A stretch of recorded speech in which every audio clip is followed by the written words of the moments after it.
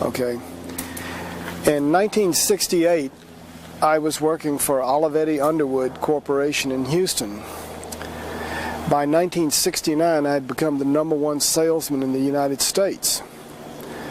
My father-in-law was involved in export-import and advised me that the British pound sterling was going to be changed to a decimal 10 system, and this would require a great need for used American business machines in England. So I flew to London in 1969 and set up a business to sell used machines in England. Eventually this led into Scandinavia, and I ended up in Stockholm, Sweden, working for Olivetti, or we should say Svenska Olivetti, in Stockholm, Sweden. The police chief of Stockholm secured me a work permit because I had certain knowledge of equipment in the United States that had not been introduced into Sweden, and they needed someone in Stockholm to instruct and sell this equipment. Therefore, I ended up with this work permit from the police chief. And over a period of time, I became quite successful in selling used business machines in Stockholm.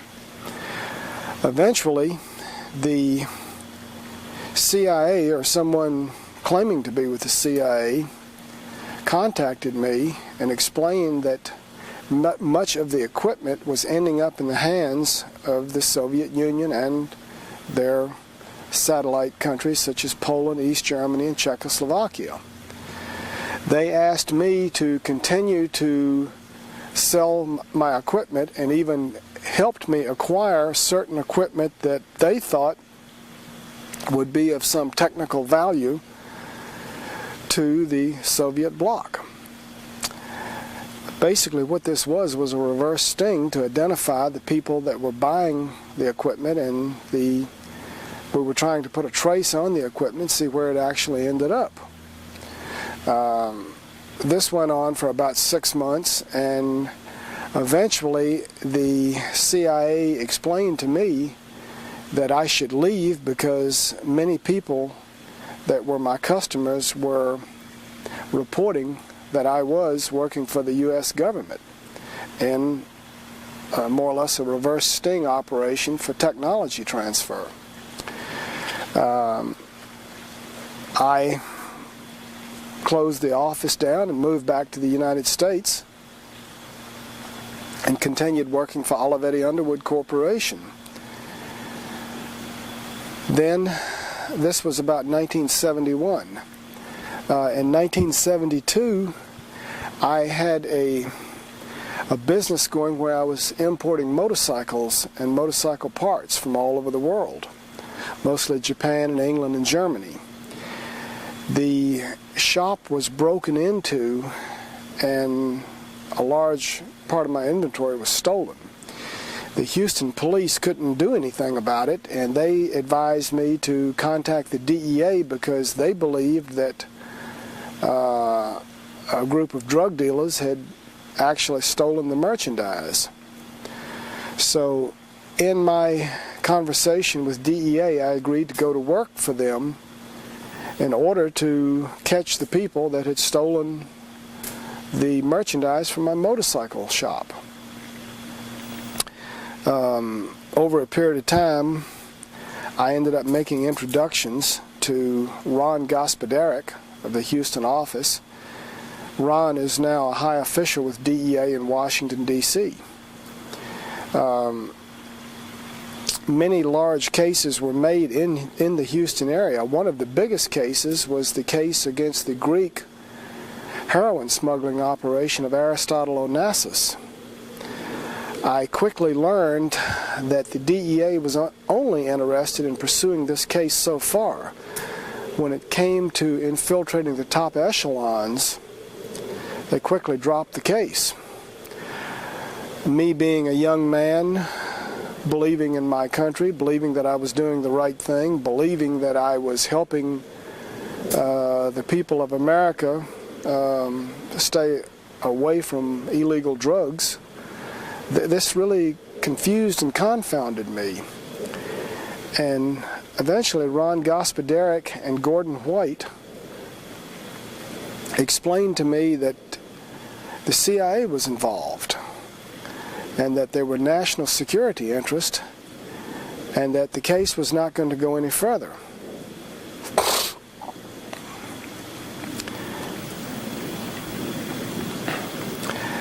After this case was finished, the DEA sent me into Mexico, they sent me into West Texas, they sent me all over the United States. And in particular, I was involved in going into Mexico and breaking up large-scale heroin smuggling operations. There were too many of them to name.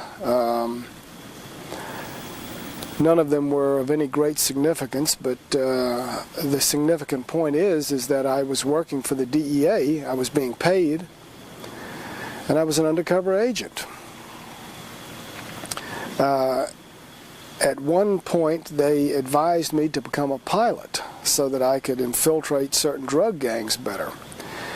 They paid for my training, they paid for my pilot's license, and then eventually, by about 1978, they sent me to the FAA Academy in Oklahoma City.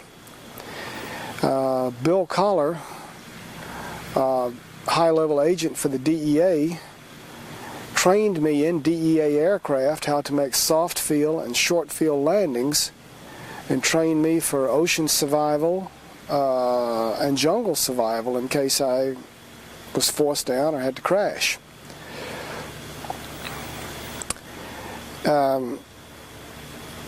My assignments were skipping around from Copenhagen, Denmark, Stockholm, Sweden, all over the United States, Bolivia, Panama, Nicaragua, Belize, Colombia, Peru, Paraguay.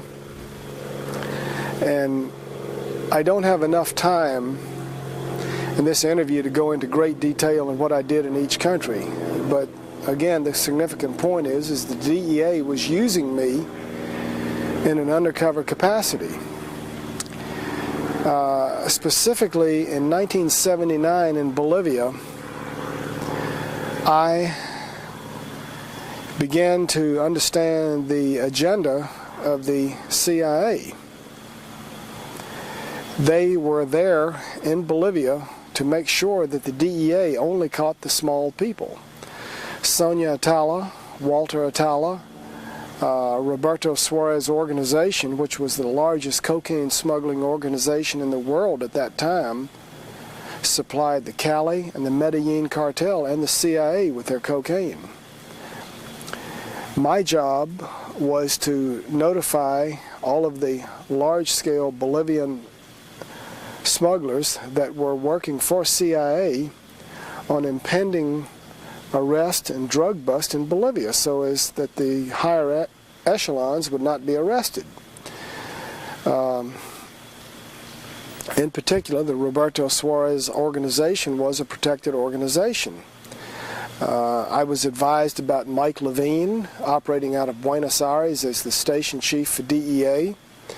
The movements of his informers and his agents coming into Bolivia were monitored, and I passed that information on to the Bolivian drug smuggling organizations in order that they wouldn't get caught. The CIA eventually started shipping large-scale, well, in fact, tons of cocaine into Panama, into Tucumán Airport.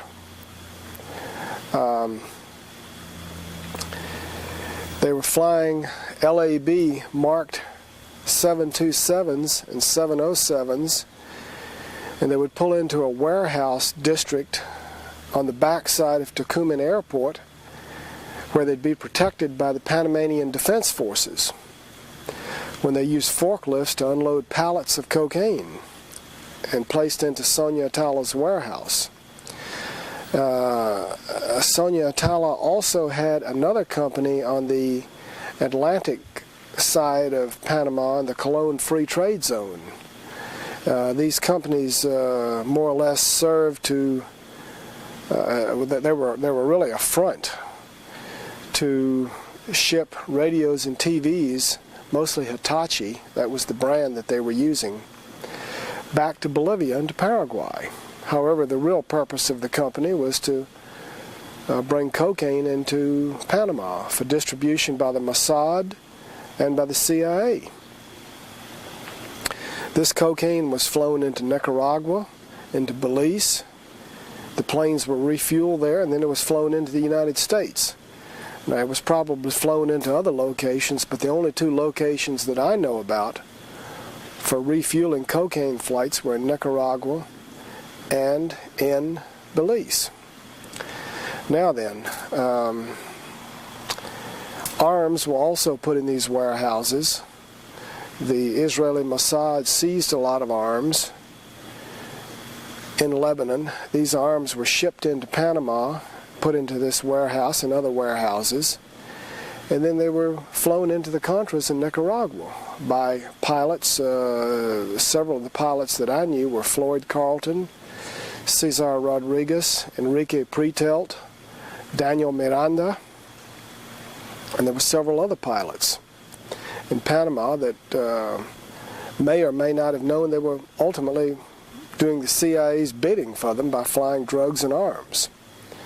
It was my understanding that Noriega had worked out an agreement with the CIA to allow his country to be used for drug and arms smuggling. They would put him in power and maintain him. And it was kind of a working arrangement where he would give up certain small-level dealers that the DEA wanted and protect the large-scale ones that were CIA assets. I can tell you this, that Isla Contadora, where the Shah of Iran lived for a short period of time before his death, was owned by Gabriel Lewis. Gabriel Lewis had a brother who owned Banco del Istmo in Panama. Cesar Rodriguez accepted many airplanes in Isla Contadora with money, or that was the proceeds of CIA cocaine drug smuggling operations in the United States. This money was taken to Banco del Istmo and BCCI Bank. I think it's significant that Gabriel Lewis last year, I don't know about this year, was the U.S. ambassador from Panama. I think it's also significant that just prior to the Noriega kidnapping, I don't know what else you can call it other than a kidnapping, an invasion of his country, Gabriel Lewis was rescued by a twin-engine airplane sent out of Costa Rica by Bill Clinton's friend. Which one? The banker. I can't think of his name.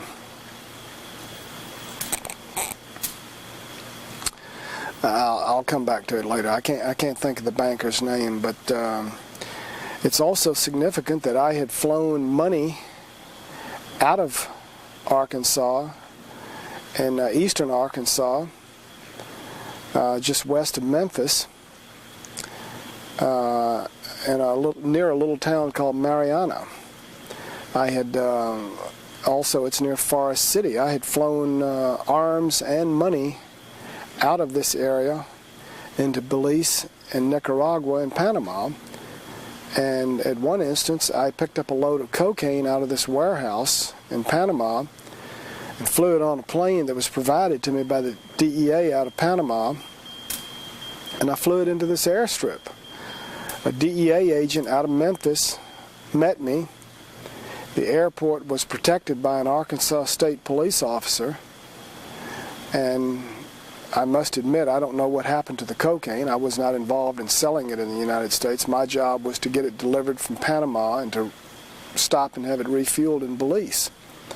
The northwestern part of the country of Belize was not a very good location for Coca-Cola Minute Maid to buy almost 20% of the country of Belize, ostensibly to raise citrus fruit because of the U.S. freezes.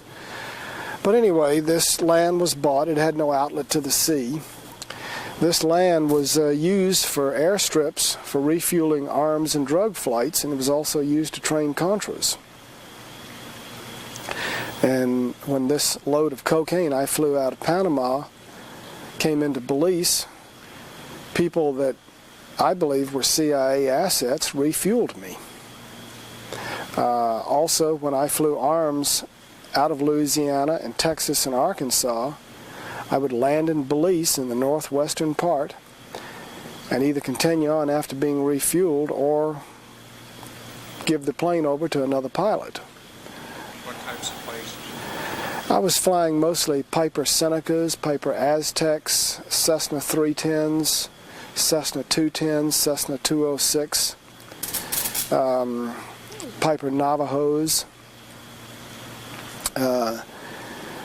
This is, I think, significant that the FAA had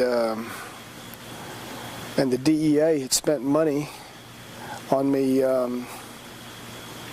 learning how to successfully do short field and soft field landings.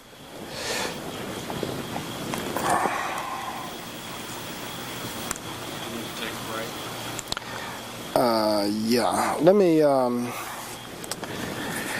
me take a break. Can I just take this off? All the creatures, comforts of home. Okay. Jackson Stevens, one of Bill Clinton's friends, was instrumental in securing a twin-engine aircraft to rescue Gabriel Lewis just prior to the invasion of Panama. This plane, I believe, belonged to United Fruit Company. Now, I never met Jackson Stevens, but the interesting thing was that the cocaine that I flew into Arkansas and the money and the arms that I flew out went into Gabriel Lewis's brother's bank, Banco del Istmo, and it went through BCCI. The U.S. attorney from the District of New York expressed some interest in me explaining how this money laundering was done, but nothing ever came of it. Cesar Rodriguez, the pilot and the friend of Noriega, had cleared a lot of airplanes full of money through Isla Contadora. Also, Cesar Rodriguez and I were such good friends that we realized that at some point we could become expendable. So we began gathering information, and I was giving it to my Swedish girlfriend from Stockholm, and she was putting it in a safety deposit box in Berlin, Germany. This information included a lot of the locations where they were flying arms and drugs and money throughout Central America, throughout Arkansas, Texas, Louisiana, the names of banks. It even had tape recordings of Noriega talking to CIA officials about drug smuggling and arms smuggling. We believed that at some point, if they ever tried to make a move against us, that we could, in fact, take that information and use it against them to secure our freedom. Over a period of time, I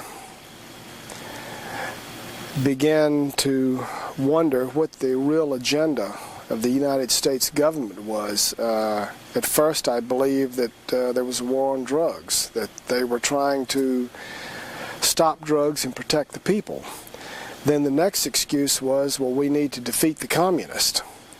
They're in Central America. You need to go in and pose as a drug smuggler and find out about arms shipments, Cuban advisors, Russian advisors. And of course my cover was that I was a drug smuggler. No one else other than a drug smuggler could safely travel around Central America without being suspected of working for the CIA or the U.S. government. This information that I had gathered also, well, let me say it in a different way. Over a period of time, traveling all over the world and having the ability to speak 5 languages, I read newspapers from Northern Europe, and also from Spain and from Latin America. And I realized that the U.S. was not the bastion of freedom that we had grown to believe it was. I learned that many of the devious things that the Soviet Union did, we also did. And it was common knowledge in 1979 in Europe that the U.S. military-industrial complex was unnecessary, that the Russians would fall apart, literally would implode, if they were left alone. That this Reagan and Carter election was a sham on the American people on Reagan's part, because the military-industrial complex didn't need to be built up. The Russian people didn't believe in the system. They didn't have enough to eat. They didn't believe Pravda. And again, it was common knowledge in Northern Europe that within 10 years the Russian system would fail. Over a period of time, I began to question what I was doing, and I wanted out. My Swedish girlfriend convinced me to stop working for the DEA and the CIA, to take up Swedish citizenship, and to completely cease and desist from all U.S. activity and never come back into the U.S. again. I went to my CIA contacts in Panama and explained to them that I wanted out. They protested and told me that I couldn't get out, that I knew too much, that I was too valuable, that I'd made too many connections all over the Americas. And when I insisted, they finally gave in. What's interesting is approximately 3 weeks later, I learned from the Aspen police, who were my friends, that there were people on my land with high-powered rifles that didn't appear to be hunters, and that they were watching my house. I figured there was a hit out on me, so I left. I flew to Houston in one of my private airplanes. I went to my ex-wife's house and told her that I was going to be leaving the country and moving to Sweden, and I said goodbye to my daughter. When I stepped out of the house and walked down the street, I was surrounded by plainclothes people driving Pontiac Firebirds and Chevrolet Camaros, and I didn't know who they were, so I started running. They chased me. A helicopter came after me. I eventually ran in an abandoned building that was under construction, and while I could see the helicopter lights on one end of the building, I ran out the other building and ran through a bayou and a field and escaped these people. I heard them say, "Don't shoot him in the back." Okay. Later that night, some people came to my ex-wife's house and told her that they were DEA agents and that they had an arrest warrant for me. She allowed them to search the house and the garage, and they left. Then sometime later, my parents reported to me that Agent Richard Brazil out of San Antonio had come by the house and wanted to know where I was. My parents told him they didn't know. A week later, I contacted Ken Wincorn, an attorney in Dallas. He called the DEA 3 times within a week and offered to surrender me. They maintained that they did not want me. He called the DPS. They did not want me. So it was clear to me that whoever wanted me was going to kill me. So I continued to run. Eventually, through some of my contacts in Bolivia that worked also for the CIA, it was learned that I was in Cancun, Mexico. I was accosted, beaten, wrapped in chains by thugs that the U.S. government hired. I was brought back to the United States on an airplane in chains. I think that's called kidnapping. But the U.S. maintains that it's okay. We can go around the world, kidnap anybody, and do any illegal thing we want to. I told the Mexican authorities I wanted to go to Panama or Sweden. They said, you don't have any choice. The DEA is going to take you back, and that's it. In a pretrial hearing,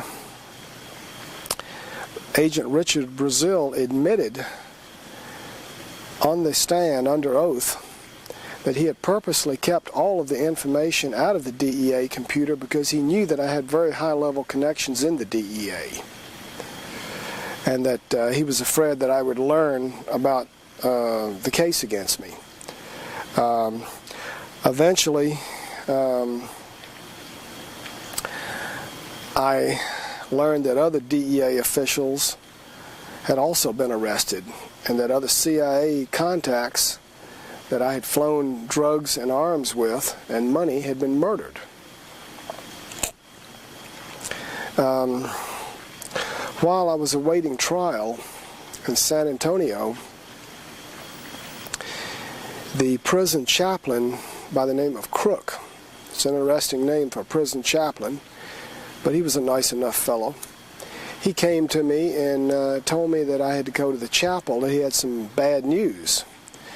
I was informed that my Swedish wife, the mother of my child, had been found on a railroad track in Germany, that she had committed suicide.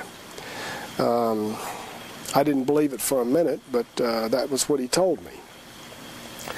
Then a week later, I was informed that Cesar Rodriguez, my friend and Noriega's friend, had been found in Colombia with his throat cut. This is a symbol called a Colombian necktie. It means you talked. Now remember, my Swedish wife had compiled the information about Noriega and the CIA in a safety deposit box in Berlin, Germany. I realized very quickly that if I went to trial, I'd probably either end up dead or I had no supporting evidence. So when I did finally go in front of Judge Fred Shannon in San Antonio, I was asked if I was guilty, and I told him yes, I was guilty of smuggling cocaine from Panama and through Belize and through Nicaragua.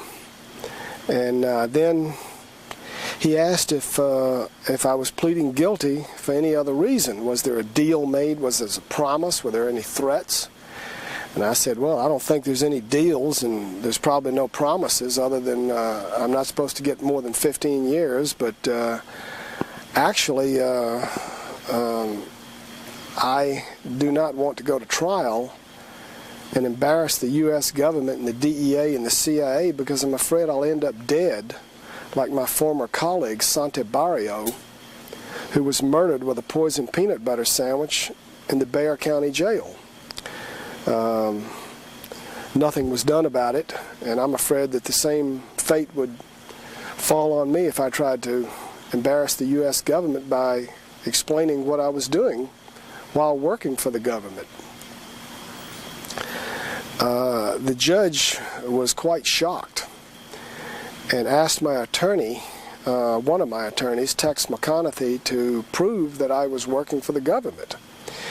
He presented my logbook, my official logbook, showing that I had been flying around the U.S. and the world in numerous DEA-registered aircraft, and that I'd been trained by DEA to make soft and short field landings in DEA aircraft. Judge Shannon accepted this as fact. Then he said, okay, you're guilty, and that's it. The end of the guilty plea hearing. Well, according to the law, this didn't satisfy something called a factual basis for the crime.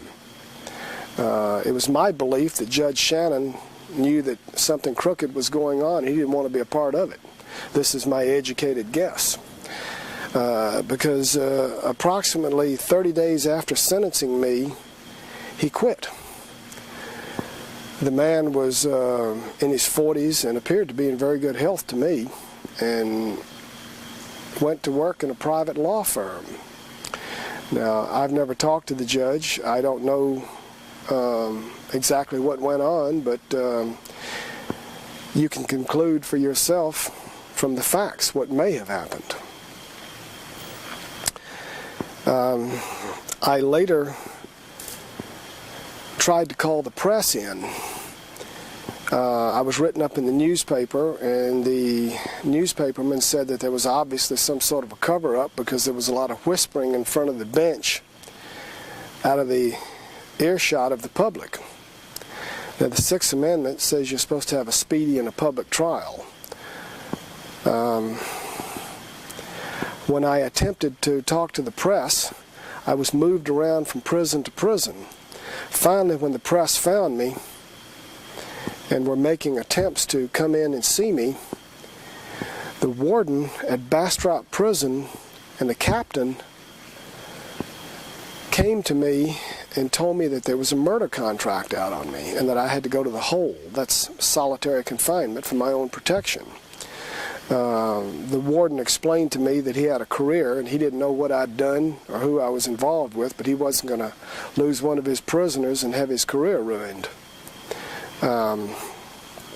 This happened in 1984 or 83, I'm not sure which. Incidentally, this warden in 1994 had been demoted to a common guard at Springfield Prison and was just awaiting his retirement. Now again, I don't know why he was demoted. All I know is that he was demoted.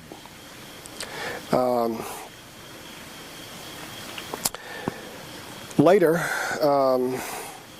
my attorney that had exposed my logbook, Tex McConaughey, had a nervous breakdown and has never practiced law since then.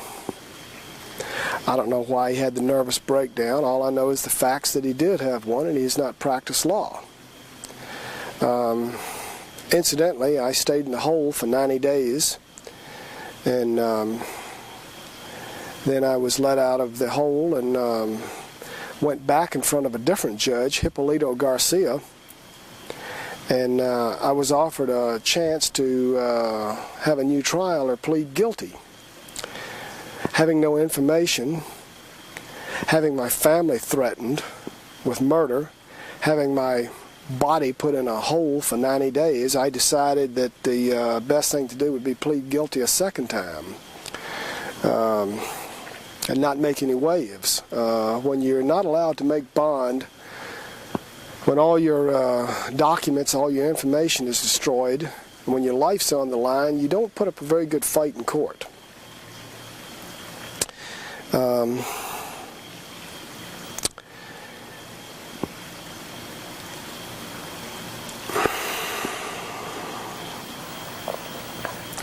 After release from prison in 1986, I stayed in prison approximately 3 years.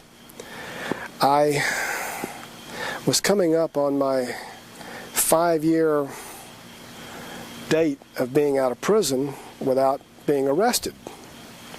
Normally, you should get off a federal parole if you've been 5 years without being arrested or violating your parole.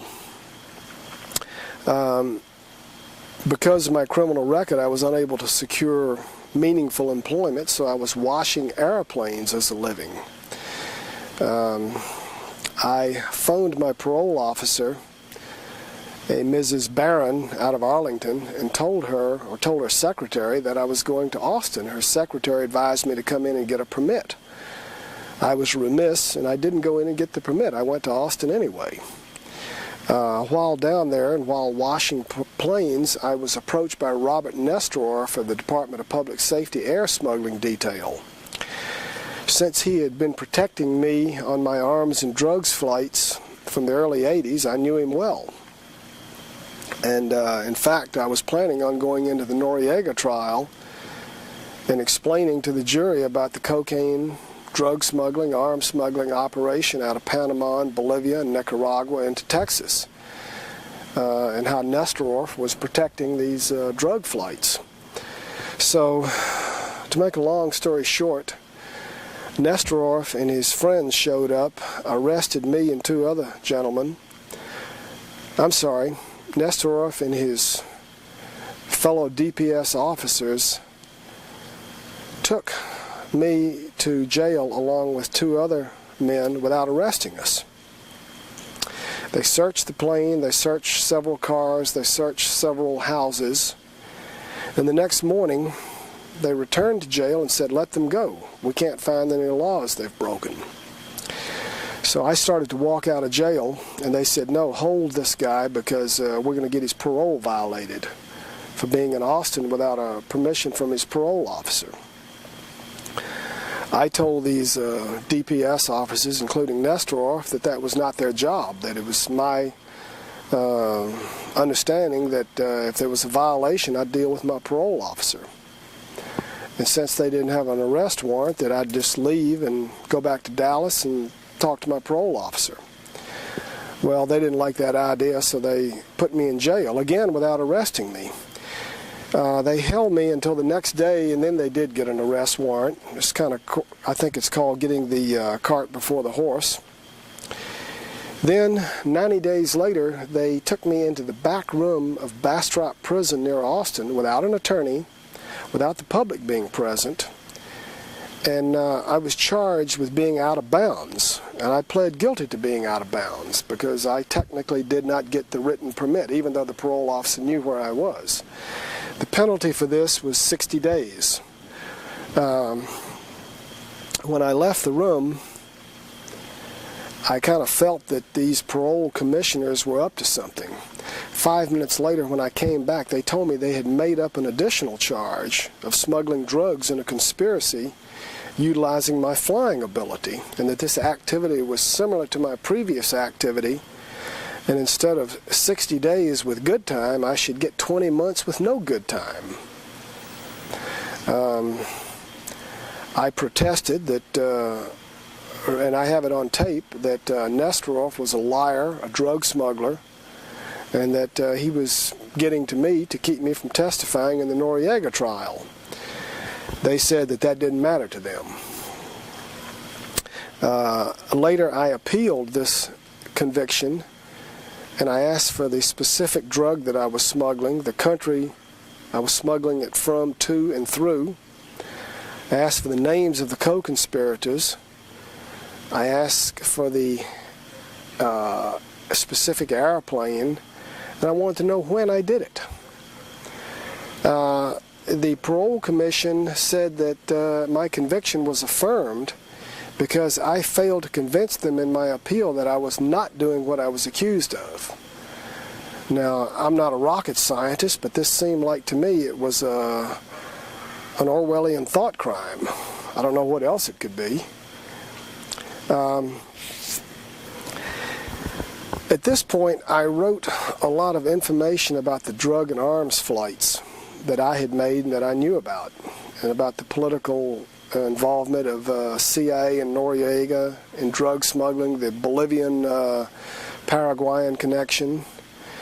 And I wrote it and I gave it to a trustee who said he could smuggle it out of prison and mail it from a post office box on a golf course where he worked as a cleanup man. Apparently this letter did arrive to Joe Miranda in Austin, Texas. I called Joe on the monitored prison phone and learned that he had received the letter. And in discussing it, I think Frank Rubino, Noriega's lawyer, came up. That was who he was supposed to turn this information over to, and also the press. Shortly thereafter, the police, I think it was the DEA, raided Joe Miranda's house with a search warrant. No drugs, no money was found, no evidence of drug smuggling was found, but these papers were taken. Later, Joe was charged in a dry conspiracy to sell drugs or smuggle drugs, I'm not sure which. He hired Dick DeGuerin out of Houston, who defended David Koresh and some of the cult members. Dick DeGuerin filed motions, pretrial discovery motions, to get these papers returned. They were never returned, and the case against Joe Miranda was dismissed. Then I was sent to the Springfield prison in Missouri. This is the mental prison in the hospital for federal prisoners. While there, under protest, I was given a forensic evaluation. Forensic means medicine and law. I had, in one of the dirty jails somewhere or another, I had contacted TB. And I was taking prophylactic medicine to prevent the onset of TB. While en route from Springfield back to Montgomery, Alabama for a competency hearing, I was taking my TB medicine in a small county jail. The elderly black nurse turned her back, and I stole my forensic evaluation out of my medical jacket. It clearly stated on it, "No psychosis found." It was signed by the chief of the department at Springfield. I mailed this to author Rodney Stitch, who wrote about me in Defrauding America. Then when I got to Alabama, I was again ordered to undergo a second psychiatric examination by Dr. Guy Renfro. I protested, but had no choice in the matter. And so he gave me about an hour and a half worth of examination. And then I was taken into court. My court-appointed attorney was obviously on the government side and was going to sell me out, so I told him to sit down and shut up and I would conduct my own hearing. I asked Judge Thompson if this would be permitted, and he agreed. In questioning Dr. Renfro, I proved that he had contacted Dr. Murad in Springfield and had discussed my case with him. I asked the doctor, Dr. Guy Renfro, several questions. Number one, I asked him, would it have been more scientific if he had started fresh and found his own results rather than contacting the previous doctor? He admitted it. He also admitted under oath that he had never taken the Hippocratic Oath. He also admitted that a large percentage of his firm's revenue came from court-appointed examinations.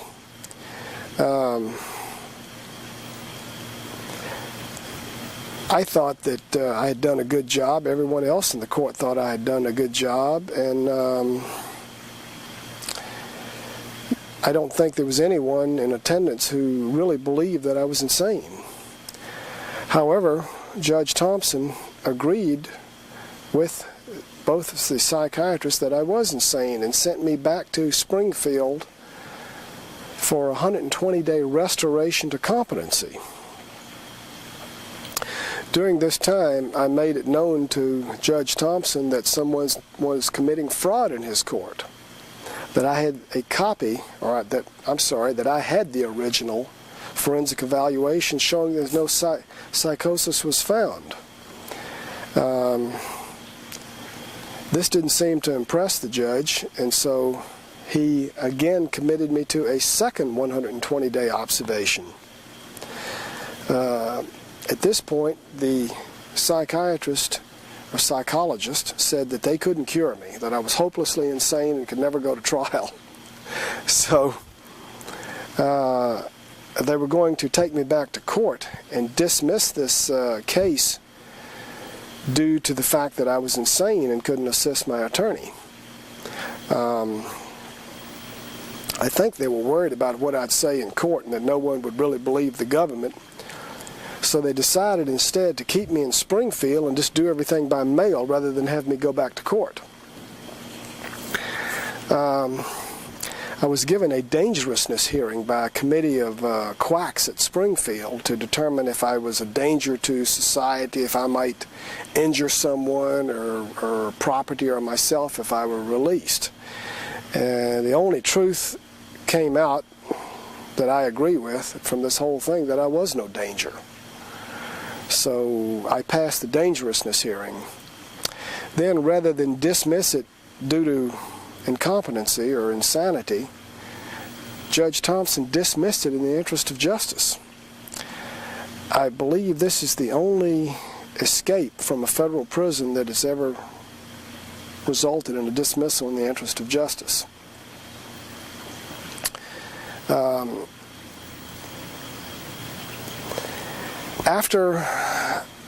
Just prior to getting out of prison, there was an article on the front page of the Wall Street Journal about a huge cocaine smuggling operation with Rodney Matthews. Apparently these fellows were flying cocaine when the AWACS radar was not up. And it was suspected that they were being tipped off by someone in customs. Then later, it was revealed that Richard Cardwell of U.S. Customs had been arrested for smuggling 25 tons of cocaine, along with my old friend Robert Nestoroff of the DPS, who wrote the report that stated that I was smuggling cocaine or that I was in this conspiracy to smuggle an unknown drug from an unknown country with unknown co-conspirators. Seems that Nestoroff had perjured himself in federal court and also been involved in smuggling 25 tons of cocaine.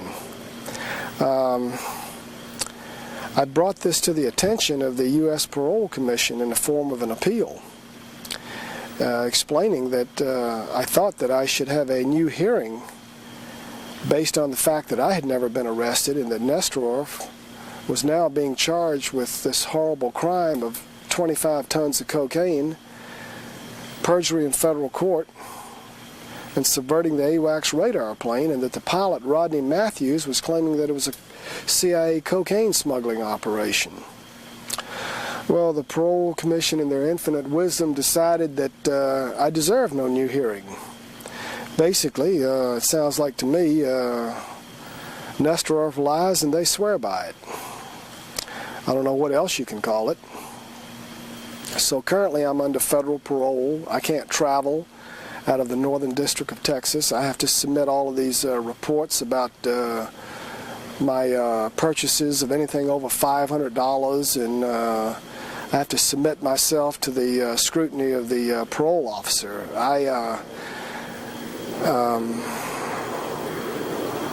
I believe that this is something like the Communist Party block officer issuing an internal passport for travel in the old Soviet Union. I believe that the military-industrial complex that Eisenhower warned about in his farewell address has evolved into the prison-industrial complex. Let me go back a bit. Ron Gospodarek and Gordon White and my CIA contact in Stockholm, Axel Anderson, George Phillips out of Panama, all concluded that dope is money and that money is power.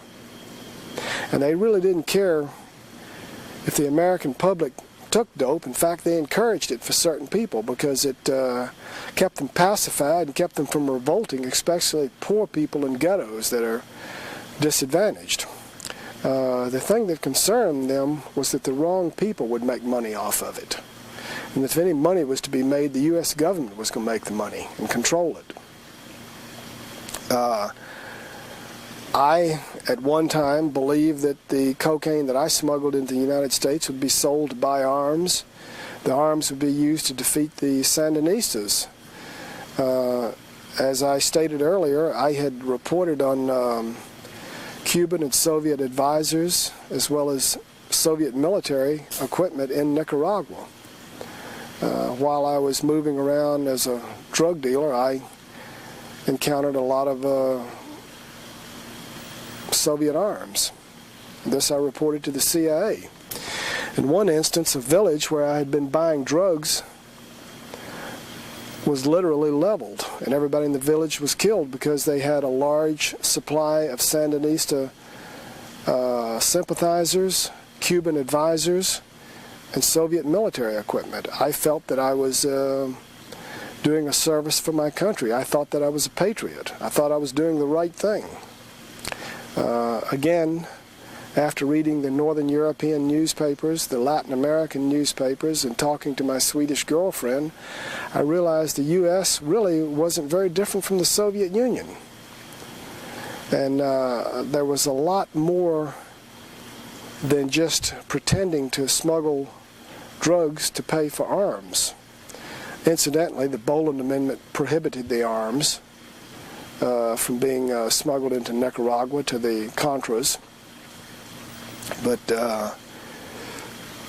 Noriega, North, Casey, Alan Fears, and Clara George decided that they were wiser than Congress and that this could be done anyway in violation of the Boland Amendment.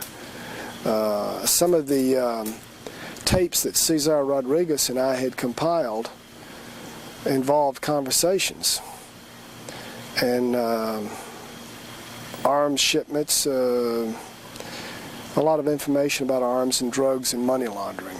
But none of this has ever been found after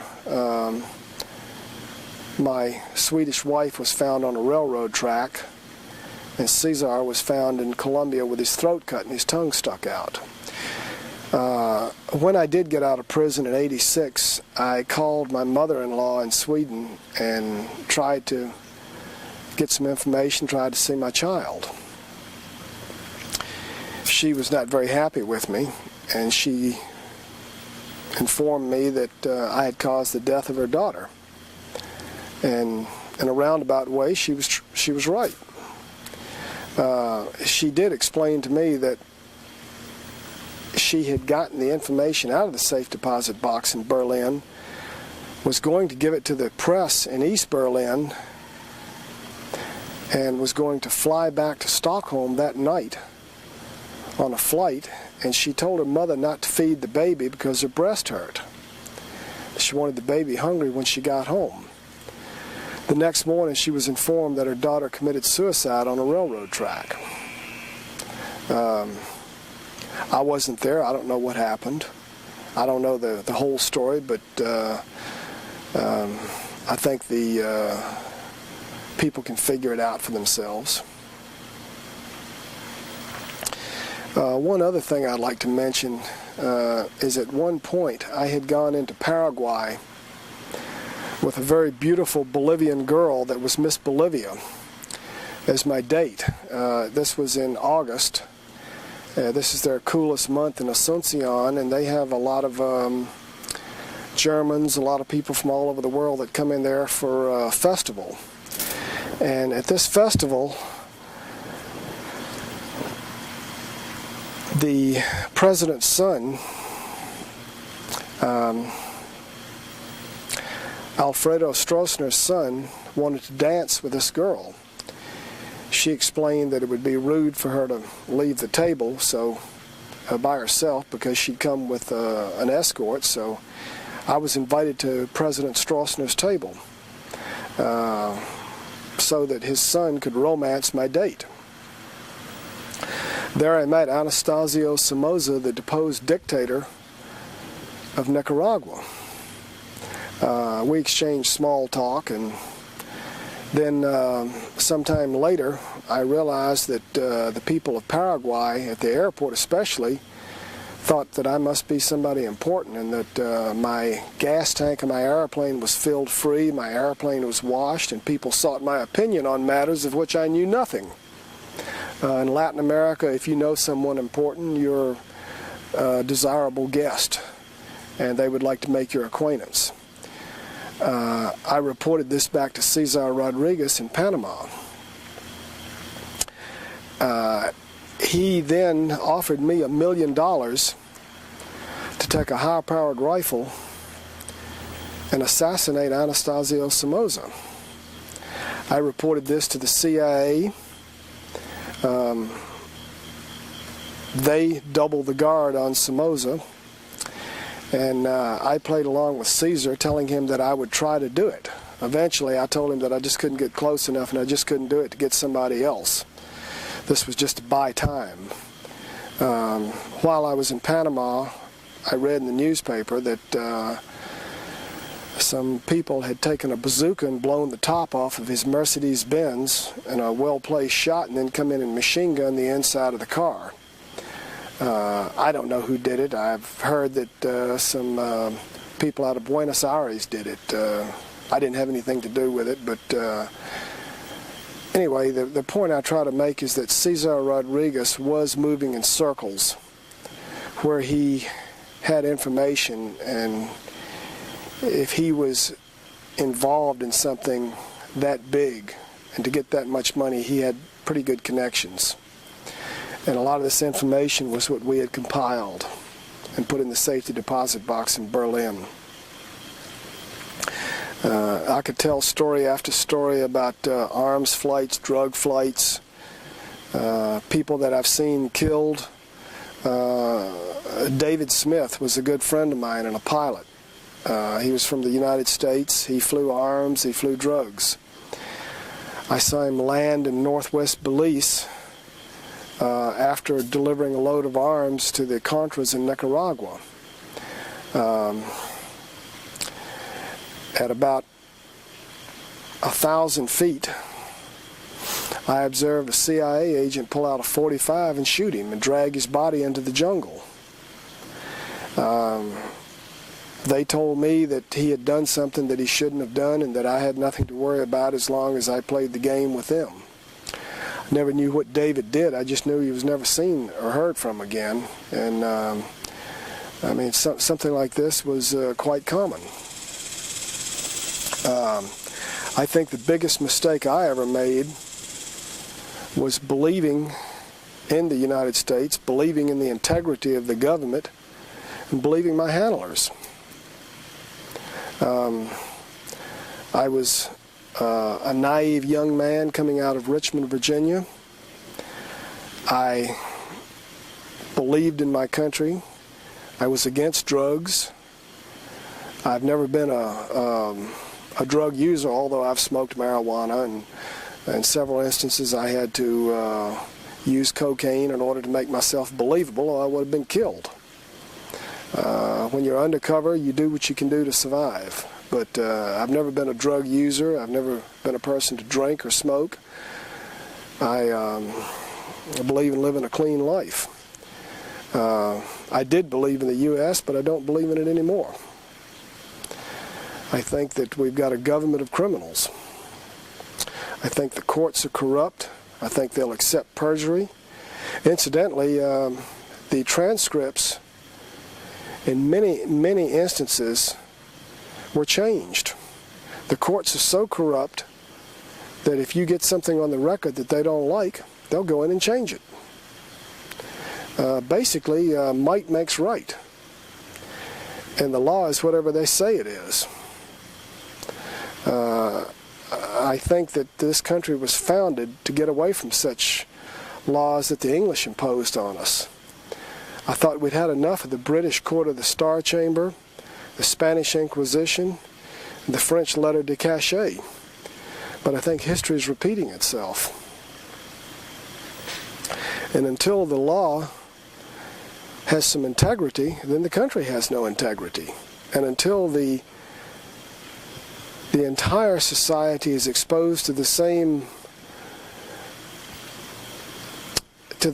until the entire society, including the power elite and government officials, are brought to justice as a common man would be brought to justice, then I think Thomas Jefferson's saying that no democracy can long stand without the enthusiastic support of a large majority of citizens, I think that scenario is going to play out. Also, I'd like to remind the people that Ben Franklin said that if anyone would give up a little liberty in order to gain a little security, they shall have neither liberty nor security. These are just my opinions, but the facts are that I worked for the government. They paid me. I was an undercover agent. I was not arrested for drug smuggling or drug dealing. I did not have to work off a case. I was not doing this to save my hide. I was doing it because I believed in my country and I believed in the law. And the reason I did smuggle drugs is to raise money to buy arms. I don't think the Soviet Union was a very good model. I don't like what we've become. I didn't like what the Soviet Union was. I'm glad that they fell apart. I'm glad that the back of communism has been broken. I'm glad that communism is no longer a viable threat. But I think that we've got a new threat. And I'll let you determine what it is. That's it. You want to ask me any questions, go over anything? What do you know about Sonia Avila?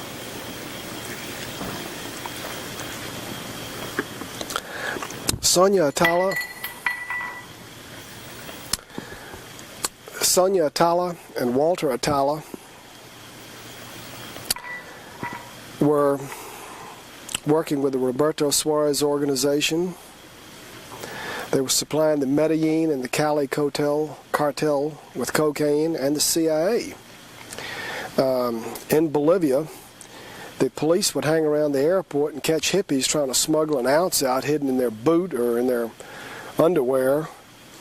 But entire airplane loads of cocaine on LAB, the national carrier of Bolivia, which is owned by American businessmen acting as a front for the CIA, openly transported tons of cocaine out of Santa Cruz, Bolivia. I might also add that they weren't the only ones to do that. In 1983 or 84, there was a huge flood in Santa Cruz, and it knocked out the rail line to Argentina and Brazil. And there was no food, no medicine, and the Cubans sent several large transport planes of Russian manufacture, along with doctors and medicine and food. They helped the people. One morning they packed the planes up with cocaine and flew back to Cuba. Dope is money and money is power. Cocaine, all drugs are big business. In fact, the biggest business in the world is arms, the third is oil, and the number two, or sandwiched in between, you've got drugs. The U.S. is not going to idly stand by and not make money off of it. I also believe that,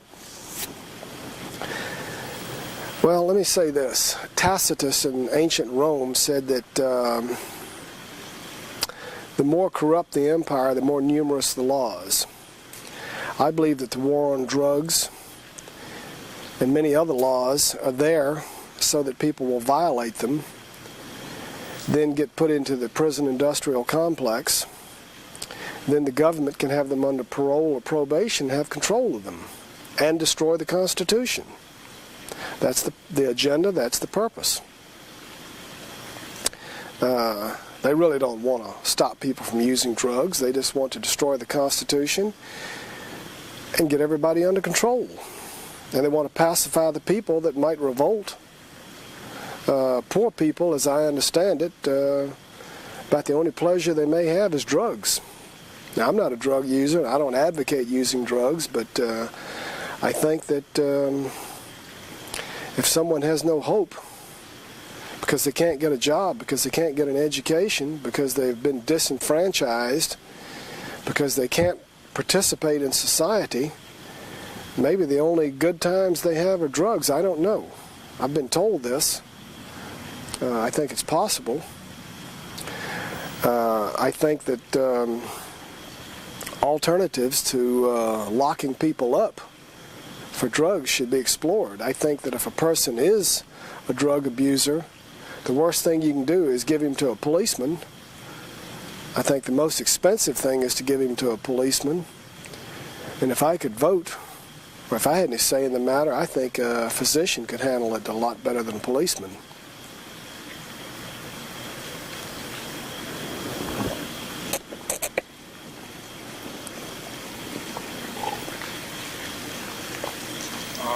Corruption at the top. I mean, who knows what's going on? How far does it reach? Who doesn't? I think young DEA officers are gung-ho. They believe that they're doing the right thing. I think that after a while they figure it out, but then it's too late. There's nothing they can do about it. The system is too corrupt. In 1976 or 77, a lot of CIA people were transferred over into DEA.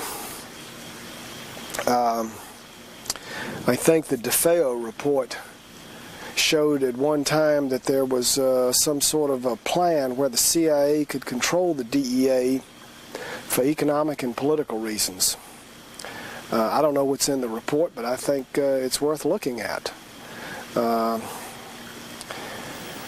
I also know that that my job, while in the DEA, was to act as liaison to the CIA and protect the Roberto Suarez organization, the higher level of the Roberto Suarez organization being arrested because they were cooperating with the CIA.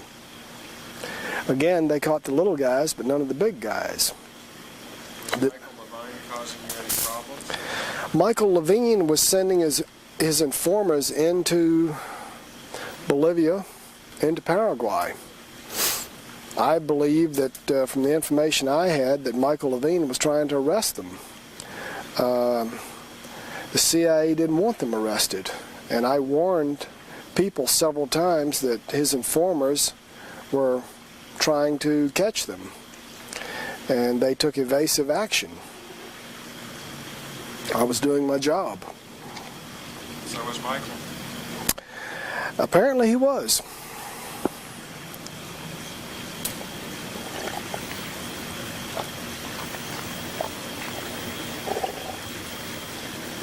What percentage of Congress knows about this sort of stuff? How much are they being lied to? I really don't know. I've never dealt with Congress.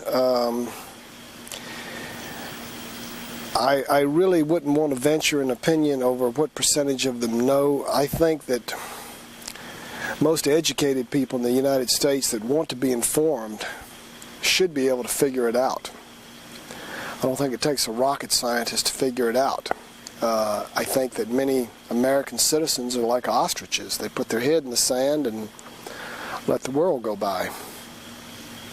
I don't think congressmen are quite in that category. So I think if they don't know, I think they should know.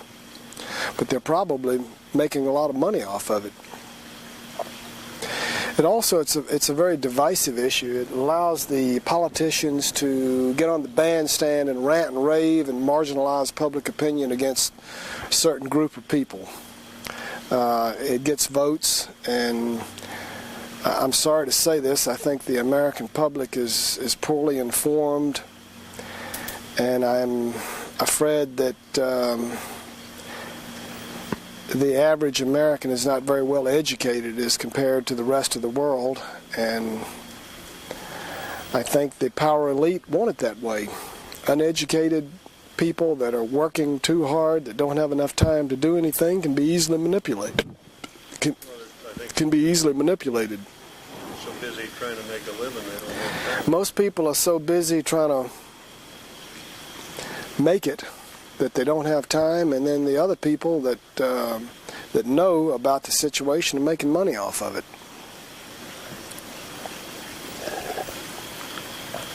What do you personally know about Neenah, Arkansas? Very little. Everything was compartmentalized. I had no no distribution networks for the drugs that I smuggled into the country. I mostly stayed out of the country.